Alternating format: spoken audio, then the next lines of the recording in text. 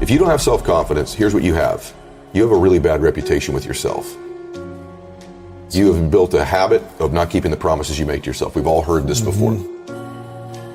You need to believe and know that you're one decision, one relationship, one meeting, one book, one thought, one something away from a completely different life.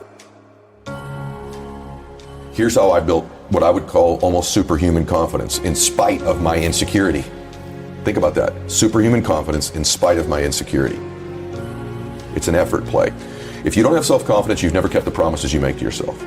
Check that box. If you have self-confidence, you've started to keep the promises you make to yourself.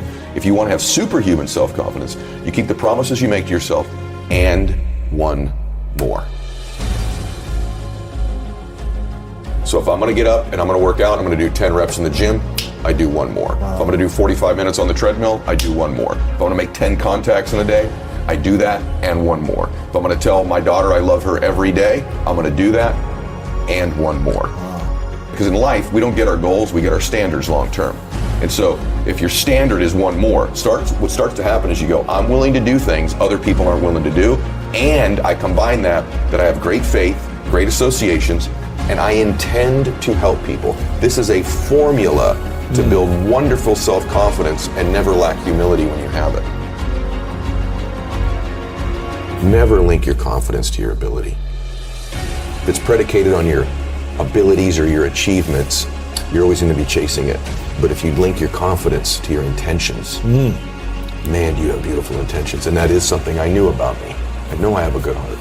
And all of us, we run around carrying these bags of, I'm not qualified because I made this mistake. I had this bankruptcy. This relationship didn't work. I did this thing you don't know about. I'm so ashamed of. That's why you're qualified. That's the thing that qualifies you. Yeah. The humanness in you. You are the only human being with your combination of gifts that you were given, whatever they are, and your experience. And real human beings help real human beings by being vulnerable and transparent, saying, I know where you are. I've messed up worse. I've made greater mistakes. I felt more. I know that depression. I know that anxiety. I know that shame. I know what that feels like. You're one away, one relationship, one meeting, one person, one thought away from changing your life.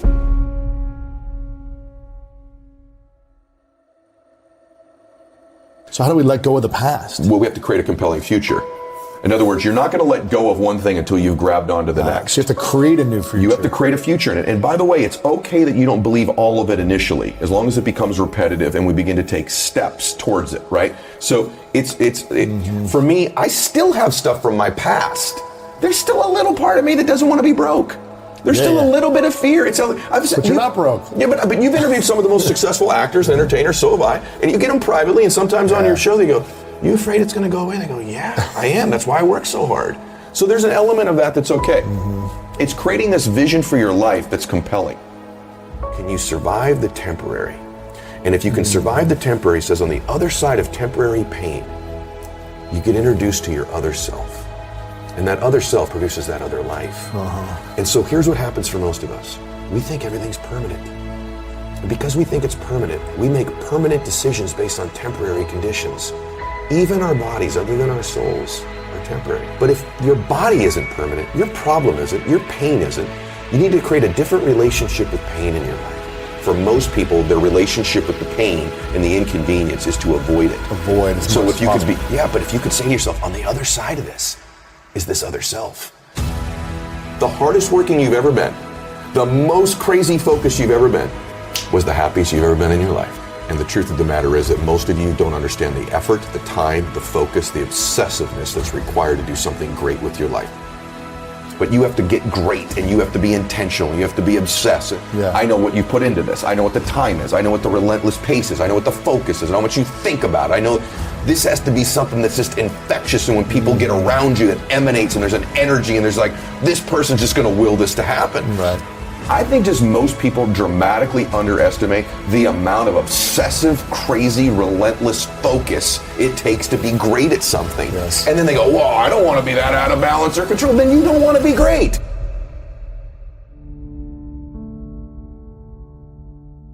My default personality is insecure. Even today? Even today. Come on. Very much. Really? Very much. How is that default? You wake up and you say, I'm a nobody, or what? What's the I story? lack this, I'm fooling everybody. Really? If they really knew, I've always tried to disqualify myself. I was bullied as a kid. My dad was an alcoholic. I wasn't a real big guy. I disqualify myself because, the truth is that maybe for a while, everything that I got that was love when I was a child only came when I achieved something.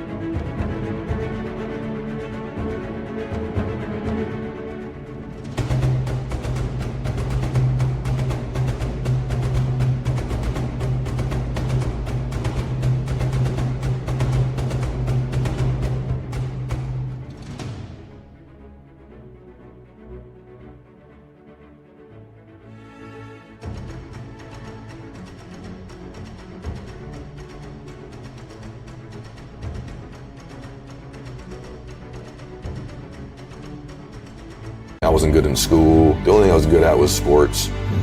So my default is tons of insecurity. I love to beat myself up with mistakes I've made. I did this, I did that, I should have done this, I didn't do that. And I've always thought these mistakes, these weaknesses of mine, disqualify me from being happy or helping people. The confidence part is the thing I'm always going to have to work on. Even today, even with all the success and the massive show and the big businesses and all the homes and everything that people see. Yeah. What else do you need though to feel more confident? I don't need other things. It's an internal game. The stuff is really fleeting and temporary. So it's not stuff. What needs to happen for me is that I'm most confident when I'm living in my intention, which is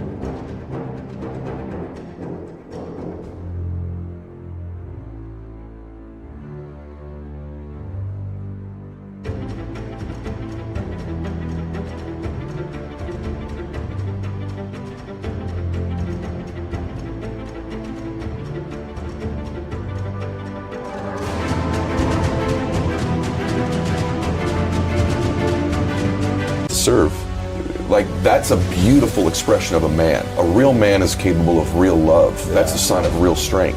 And what we do is we gravitate towards the familiar emotions in our life, even if they're not ones that serve us. And I don't think there's negative or positive emotions. I say this in the book. There just are. Yes. Fear isn't negative. Fear in abundance is negative. Some frustration, some anger is appropriate. It's to the dosage level. And we get these 4 or 5.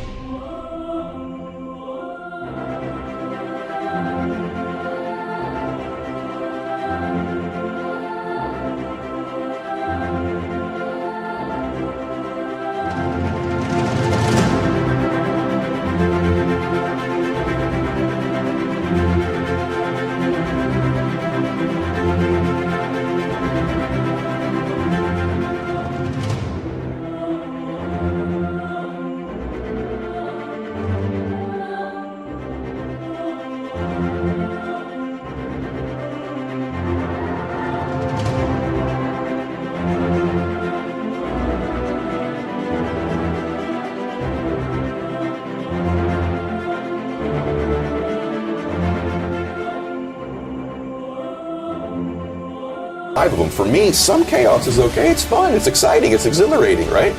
But getting it every day, every week, every month, all the time. Chaos is my gateway emotion to the ones I don't want. Chaos gives me stress. Chaos gives me anger. Chaos gives me frustration. Chaos gives me fear. I used to think, well, that's a superpower though, because I've created all these external. Look what I made. Look what I did. Yeah. And I'm doing it because of that. The truth is I did it in spite of it. You did. And there's a lot of things in our lives that we have linked to our formula, our recipe of success that we hold on to, that you've done in spite of those things, not because of those things. But my dad knew I was a dreamer, and my dad would always say, you know, I was one decision away from changing my life the whole time. One choice. And he'd say, Eddie, you're not as far away from these dreams as you think you are. And I'd say, really, Dad? And he'd go, no, you're actually a lot closer than you think.